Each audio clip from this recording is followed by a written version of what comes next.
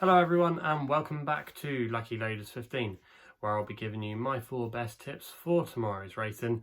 Now before we get stuck into them, I quickly just want to recap on how our selections performed today. In the end, yes, it was another frustrating day as all 3 selections came in second place. However, I did see 1 or 2 of you did make a bit of profit out of all of them because you backed them each way in the comments box below, so fair play if you did that. I saw 1 or 2 people had an each way treble or an each way Trixie, so if you did do that you would have come out with a little bit of profit, but unfortunately I only backed my nap and next best to win, so that was a little bit annoying there. However, our only thing to write home of note about today was our each way profit on In Swoop and the Arc. We put them up at 10 to 1 each way last night. I was on at bigger prices from my anti-post selection earlier in the week, and in the end he ran a valiant race, just losing out to Sass, and I thought in the closing stages he might just get up and nick it on the line, but in the end Sass, he's always been a classy horse, a little bit of a hard one to catch right at times,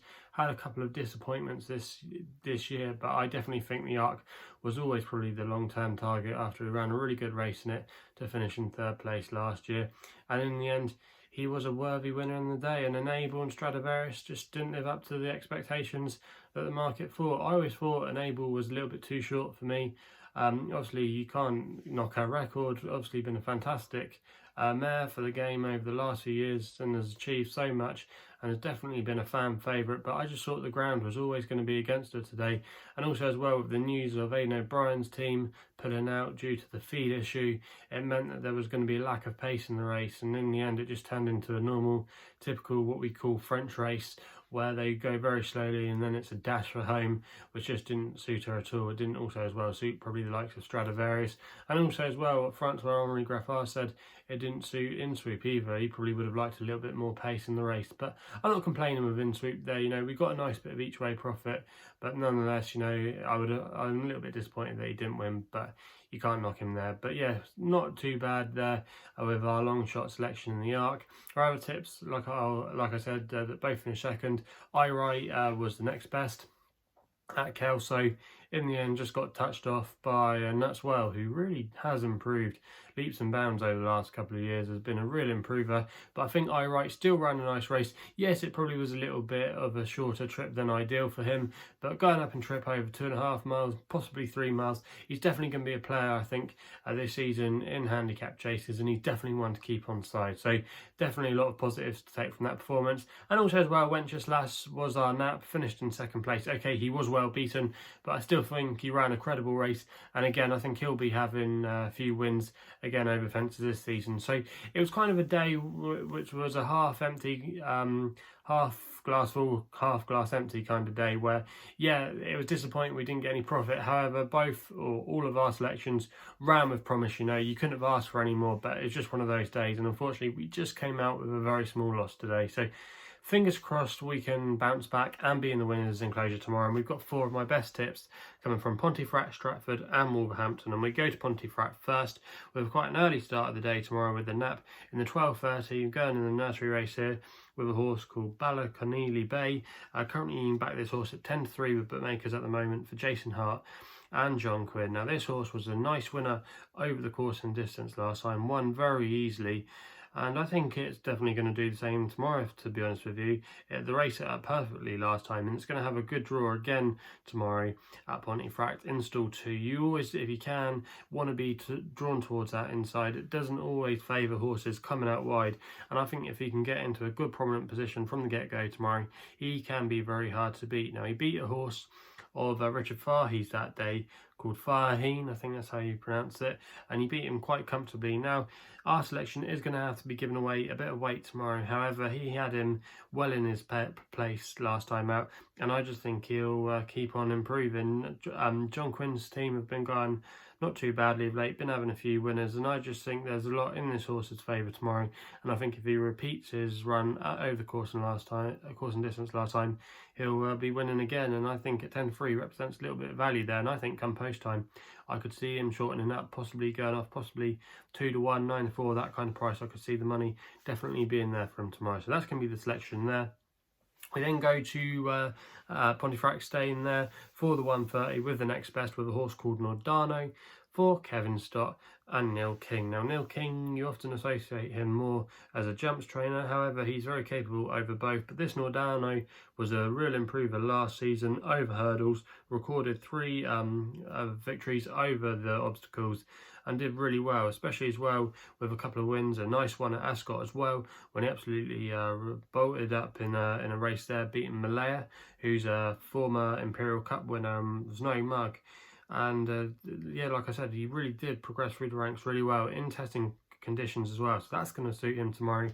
There's been plenty of rain around in the UK the last few days, and it's definitely found its way at Pontefract, currently soft going at the moment, so the conditions shouldn't be an issue there. Now, if we look at this horse's flat form, he's not run on the flat many times. Yes, he's still a maiden from 7 starts. However, last time when he started out his career last season, he ran on the flat before going over hurdles, and he ran at Kempton off a mark of 63 on the all-weather there and finished in a really credible 2nd place. And I think he's got a bit of untapped potential in the flat, and this isn't the strongest race tomorrow. And I think also as well, Kevin Stott is a very good jockey booking. Definitely one of the top northern jockeys around. If you're not familiar with him, rides a lot for the likes of Kevin Ryan, Jim Goldie, those kind of trainers.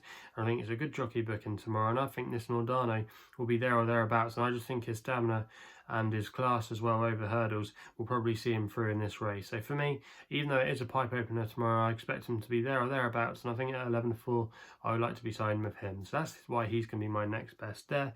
We then go with my extra tip of the day with a horse called Coby 9 for Brendan Powell and David Bridgewater. You can currently back this horse at 15-2 with bookmakers at the moment, and they're paying out extra places to make it 4 places with the likes of Paddy Power, Betfair, Boyle Sports, plenty of 4 places out there, and I think this horse has a fair chance. Now, David Bridgewater, I touched upon it in my video yesterday. This is normally where I find that you want to be backing his horses at this time of year. I think he always does well when we get in that crossover period where the summer jumps horses are coming to the end of their campaign and then the winter horses are starting to come out. I feel he does quite well in this period, and this horse Coby 9 made his seasonal reappearance last time when he was, to be fair, very well beaten at Stratford, but he did finish in 2nd place that day.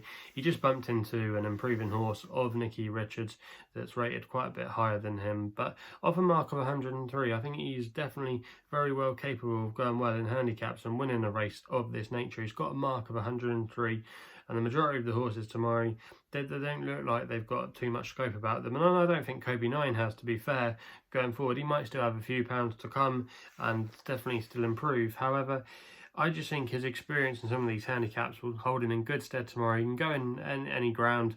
Ran a few nice races on soft ground last year, the likes of Taunton. I think he ran a good race at Plumpton as well, so he's well versed. And David Bridgewater, they had a good day at Huntington last week when they had a winner, and also as well 2nd place, both at big prices. And also as well, our Nap Wenceslas was a good performance today, finishing in 2nd place. Ran well for a long way, which suggests that this yard, David Bridgewater, they're coming into form. And I just think with the 4 places on offer, and a few of these might need the run tomorrow, he's going to be there or thereabouts, and I think he's a good each way bet. We then end with my long shot, which runs in the 8 o'clock at Wolverhampton, with a horse called King Robert for Willie Carson. That's not the old Willie Carson, that's the younger William Carson, and Charlie Wallace. Now, this horse, you definitely have to forgive his last effort when he finished in dead last place at Chelmsford last time out. However, he does have excuses for that run. He had a horrible trip, he was wide, he got badly hampered, and to be fair, he just had a nightmare run. But he's now becoming very well handicapped, and he's off a mark of 67. If you go back to his efforts last year, he was running off £10 higher marks than this, and he's fairly well treated now. He's been running in some fair races this season for the grade, been running in some class 4 handicaps with some distinction, and has been a bit unlucky in 1 or 2 of those runs. But this is going to be in a class 5 tomorrow, so he's dropping down in grade, and this is a little bit more of an easier company to what he's been used to in his recent starts. Now, I think the key to this race tomorrow is going to be the pace. There is so many front runners in here, so many horses that like to get on with things, and I could just see there being a pace spoil over. And King Robert, I could see if he's ridden patiently, I could see him picking up the pieces. He's got a good draw as well and stall forward tomorrow, not like last time when he was drawn out wide. And if he can get settled and into a nice position, I could just see if the gaps do open up for him at a massive price, him running really well and doing all his best work late. Now, like I said, he's off a mark of 67. He's very well handicapped. Arguably, a lot of his best runs have come on the all-weather, and he's been favourite once or twice this season when connections have obviously expected a good run. But I just think he's got a lot more in his favour tomorrow. And at a big price there at 12 to 1, it wouldn't take a lot for him to bounce back in what looks like a race that should be strongly run. And I think he's definitely worth a good each way bet there. So he's going to be my long shot of the day. That's King Robert, and fingers crossed we can end the day on a high there. So I quickly just run through them. In the 12.30 Pontefract is the nap of Ballyconneely Bay, hope I pronounced that right, a 10-3 win only bet. Next bet is Nordano in the 1.30 at Pontefract. The extra tip of the day is in the 3.15 at Stratford with Coby 9, 15 to 2 each way, 4 places. And then the long shot of the day runs in the 8 o'clock at Wolverhampton. That's King Robert, who you can currently back at 12 to 1 each way. So if you haven't done so already, please remember hit the subscribe button for more videos here on my YouTube channel. You can also follow me on Twitter as well, where my handle is at LuckyLoaders15. If you're liking the videos as well, please remember to give them a thumbs up. And if you want to find a little bit more about myself, check out my website, which is www.chrisloaderracing.co.uk. So please gamble responsibly. Hopefully we can have some winners tomorrow, and we'll be seeing you soon.